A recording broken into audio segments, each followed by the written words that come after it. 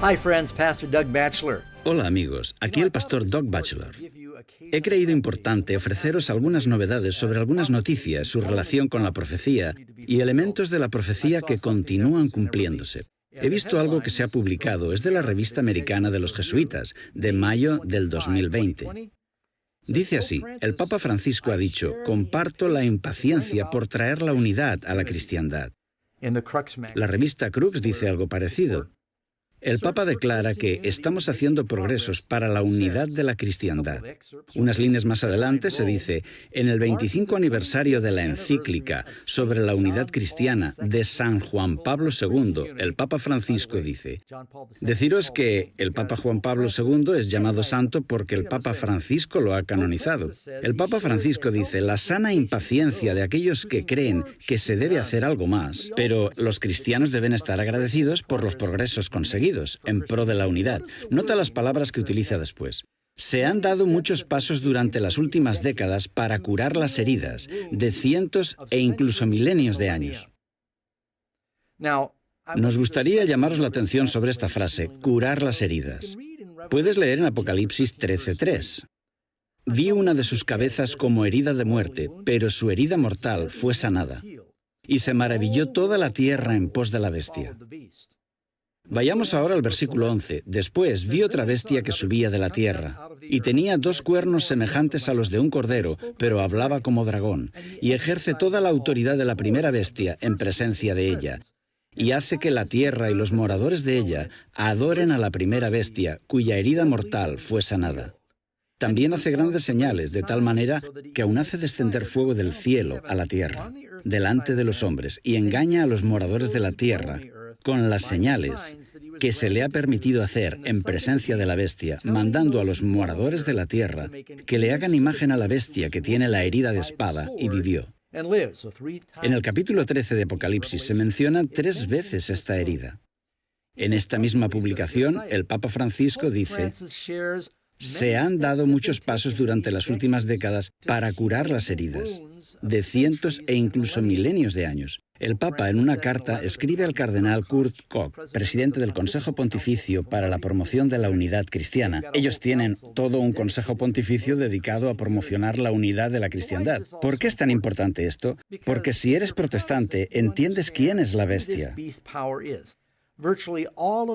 Todos los grandes reformadores consideraban que Roma era el anticristo de Apocalipsis 13. Me gustaría deciros ahora que estoy seguro de que habrá miles de católicos en el cielo.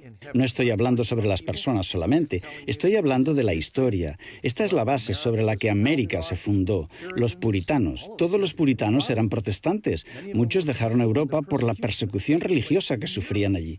Todos ellos pensaban que el poder del anticristo era el papado de la Iglesia Católica Romana. Os diré algunos ejemplos. John Wycliffe, el primero en traducir la Biblia al inglés. Nosotros creemos que el anticristo, la cabeza de este hombre malvado, es el Papa de Roma. Hablando de su posición sobre este tema, John Hus dijo, el Papa, el verdadero anticristo del que está escrito, que se sienta en el templo de Dios donde Cristo es adorado. Vamos a ver lo que dice Lutero. El vicario está en el lugar del jefe ausente. ¿Quién es ese vicario sino el anticristo? Sé y estoy convencido que el papado es el reino de Babilonia. Esto no deja lugar a dudas. Juan Calvino, Daniel y Pablo predijeron que el anticristo se sentaría en el templo de Dios. Nosotros afirmamos que es el Papa. Algunas personas creen que somos demasiado severos y críticos cuando llamamos al pontífice romano anticristo. Thomas Cranmer, un importante reformador católico. Después de Roma viene el trono del anticristo y el Papa es el mismo anticristo. Se refiere aquí a la institución del papado. Podemos ver también las palabras de John Knox. No tenemos dudas sobre las pruebas de que el reino del Papa es el reino y el poder del anticristo. Veamos también lo que dice Roger Williams, uno de los fundadores del sistema político americano y pastor bautista, promulgando la separación de la religión y el Estado. Él dice, el Papa pretende ser el vicario de Cristo en la tierra, quien se sienta como Dios en el templo de Dios, exaltándose a sí mismo, no solamente sobre todo lo que se llama Dios, sino sobre las almas y las conciencias de sus vasallos. Así, por encima del Espíritu de Cristo, por encima del Espíritu Santo y de Dios mismo, hablando contra el Dios del cielo, pensando en cambiar los tiempos y la ley, mas es el hijo de perdición. Este es un lenguaje duro.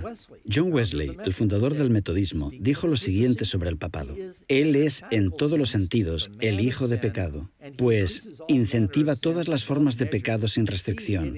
Se exalta a sí mismo por encima de todo lo que es llamado Dios o lo que reverenciamos, pretendiendo un poder y honor superiores y reclamando prerrogativas que pertenecen solamente a Dios. En la Confesión de Westminster dice, esto lo escribieron muchos de los grandes teólogos reformadores cuando se pusieron de acuerdo en sus principios doctrinales. No hay otra cabeza de la Iglesia sino el Señor Jesucristo. El Papa de Roma no puede en ningún sentido ser cabeza. Es el anticristo, el hombre de pecado, el hijo de perdición, que se exalta a sí mismo en la Iglesia contra Cristo y contra todo lo que se llama Dios. He leído estas citas porque me pregunto si aún hay protestantes en América que entiendan la diferencia entre protestantismo y catolicismo.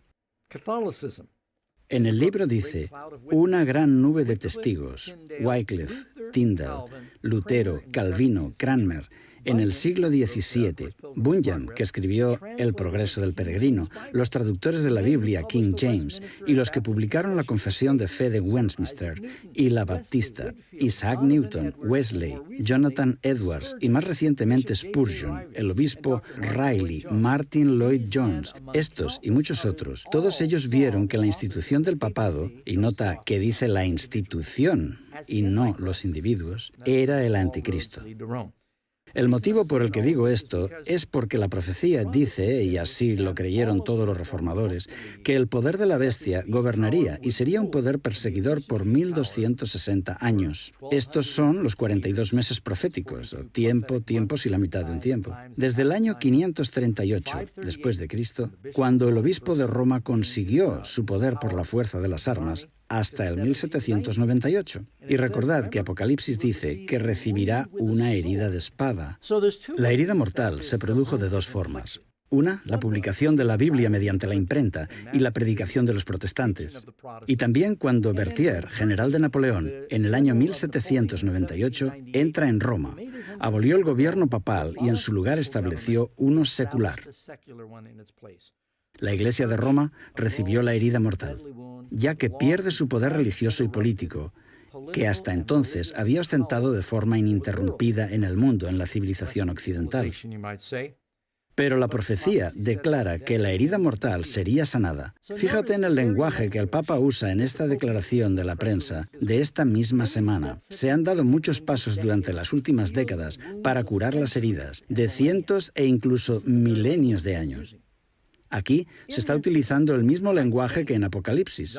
En la encíclica de San Juan Pablo II dice, reafirmamos que la Iglesia Católica tiene la misión irrevocable de trabajar y orar por la unidad de los cristianos. Recalca cómo los cristianos de todas las denominaciones ya están unidos en la experiencia del martirio. Llama a hacer esfuerzos para promover la curación de la memoria histórica y el perdón mutuo. Él llama a otros cristianos a unirse en un diálogo alrededor del obispo de Roma, el Papa, para la unidad de la cristiandad.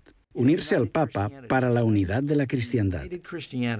Él insiste en que el diálogo no es una negociación, sino compartir los dones que Dios ha dado a cada comunidad. Anima a todos los cristianos a solicitar al Espíritu Santo que nos guíe en este camino para que cada uno escuche el llamado de trabajar para la causa del ecumenismo con energías renovadas. Él ora que el Espíritu inspire nuevas posiciones proféticas y fortalezca el amor fraternal entre todos los discípulos de Cristo, y así que el mundo crea. En otras palabras, de que todos seamos uno. Sabíamos que en el tiempo del fin esto iba a ocurrir. Un llamado a la unidad. Habrá dos grupos, uno que adorará a la bestia y a su imagen, y habrá otro grupo, personas genuinas que se levantarán en contra de estos cambios, contra la verdadera fe cristiana y la Biblia. Ahora apenas se oye acerca de esto. Esta semana, en las noticias, podemos ver otro paso más en esta dirección. Recuerda que no ha habido otro papa igual que este papa jesuita, que está trabajando más ampliamente y más rápido para construir puentes con las iglesias protestantes. En 2015, el arzobispo de Canterbury se reunió con el papa en Justin Welby. En 2016, el papa se reunió con los líderes de la iglesia luterana para pedir el perdón a Roma. Martín Lutero se revolvería en su tumba. Pastores protestantes, evangélicos, pentecostales, todos han ido a Roma para ayudar a construir esta unidad. Ahora, en la cumbre de esta epidemia mundial, las personas notan cómo el medio ambiente ha mejorado, el aire, el agua, los animales. Algunos creen que en lugar de pararlo todo un mes, deberíamos hacerlo una vez a la semana. El Papa convocó en Roma a líderes mundiales para un pacto mundial en educación sobre cómo salvar el mundo y el medio ambiente. Esta convocatoria estaba prevista para mayo 2020 y ahora se ha aplazado para el 18 de octubre. Creo que es importante manteneros informados acerca de las cosas que están ocurriendo ahora.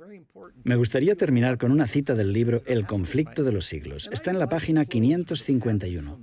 Los protestantes consideran hoy al romanismo con más favor que años atrás.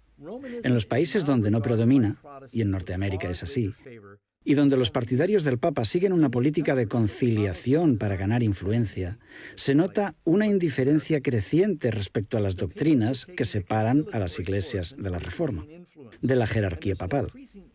Entre los protestantes está ganando terreno la opinión de que, al fin y al cabo, en los puntos vitales, las divergencias no son tan grandes como se suponía y que unas pequeñas concesiones de su parte los pondrían en una mejor posición con Roma.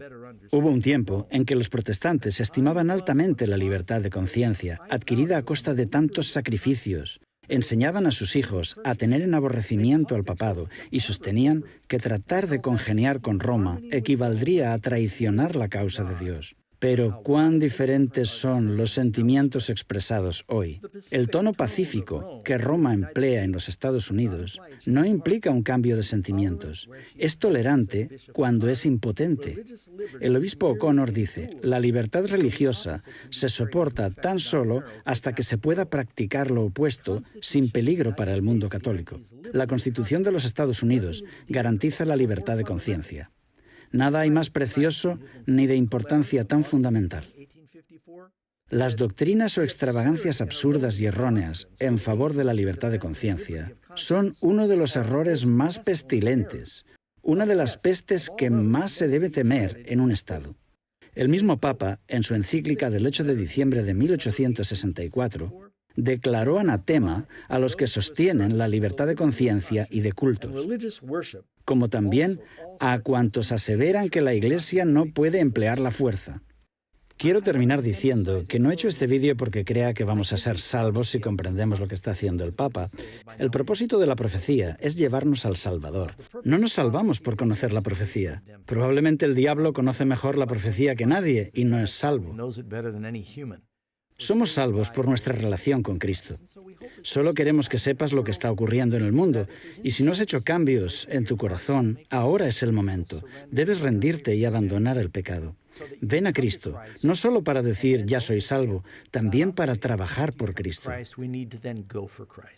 Bueno, amigos, esto ha sido una breve actualización de la profecía para entender mejor el motivo por el que los protestantes protestaron. Tenemos un documental que lo ilustra con mucho más detalle, llamado La mujer, la bestia y Babilonia. Si quieres más información sobre esto, puedes ir a nuestra página web que aparece en pantalla.